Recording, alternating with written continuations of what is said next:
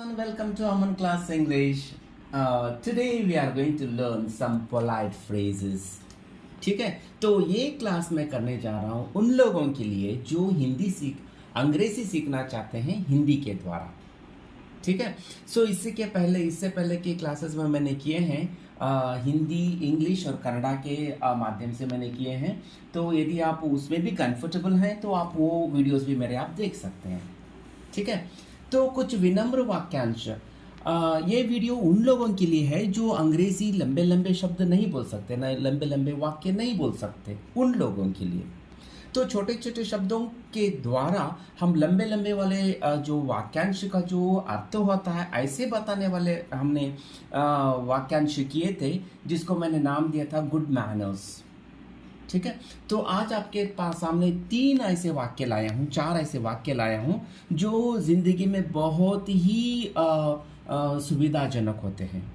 ठीक है, चलिए हम पहला वाक्य के ओर चलते हैं. Please make yourself comfortable. So और एक बार मैं रीड करूंगा इस सेंटेंस को. Please make yourself comfortable. तो इसका हिंदी अनुवाद क्या होता है? कृपया अपने आप को सहज बनाएं. आप इस वाक्य को कब बताएंगे, कब बोलेंगे?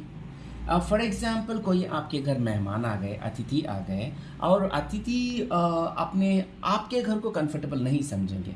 यदि हम उस जगह हों तो वो भी ऐसा ही हम करते हैं. तो जब वो आश्चर्य में रहते हैं तो आप कह सकते हैं कि ये मकान, ये घर अपना ही समझिए. तो उसका मतलब ये होता है please make yourself comfortable. इसका मतलब कृपया अपने आप को सहज बनाएं. मतलब आप कंफर्ट रहिए, इस मकान को अपना ही मकान समझिए. ठीक है, बहुत ज़िंदगी में बहुत बार आने वाला ये वाक्यांश है, तो इसलिए मैंने इसको लिया. चलिए हम दूसरे वाक्य के ओर बढ़ते हैं. Sorry for the inconvenience. तो इसका हिंदी अनुवाद है असुविधा के लिए खेद है. चलिए कौन सी असुविधा है?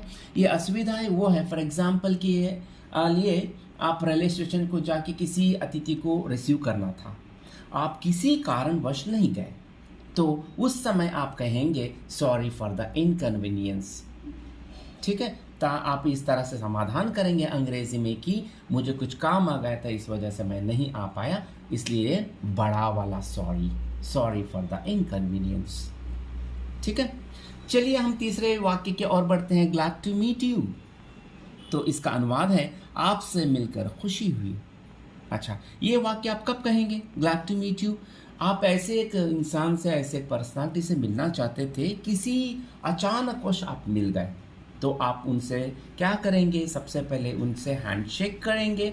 तो आप बताएंगे ग्लैड टू मीट यू, आपसे मिलकर हमें बेहद खुशी हुई, बहुत खुशी हुई. ठीक. And the last sentence, we'll be moving to the last sentence. Thanks for your valuable advice. ठीक, तो इसका हिंदी अनुवाद है मूल्यवान सलाह के लिए धन्यवाद. तो आप किसी एक चिंता में थे, एक ऐसी चिंताजनक स्थिति में थे, आप समझ नहीं पा रहे थे इस समस्या से आप कैसे बाहर आएं. तो ऐसे वक्त में ऐसे व्यक्ति आपको एक सुझाव देते हैं, एडवाइस देते हैं, जो ताकि वो बहुत मूल्यवान थी. तो ऐसे समय में आपको अंग्रेजी में ये कहना है thanks for your valuable advice. ठीक है, so today we have learn the 4 sentences that belongs to the some polite phrases, and the first sentence is please make yourself comfortable, sorry for the inconvenience, glad to meet you, and the 4th sentence is thanks for your valuable advice. तो हर रोज़ मैं चाहूँगा कि आप धीरे धीरे करके अंग्रेज़ी पर मास्टरी पाएँ. ठीक है, तब फिर मैं कल और एक वीडियो के साथ आऊँगा. तब तक के लिए धन्यवाद.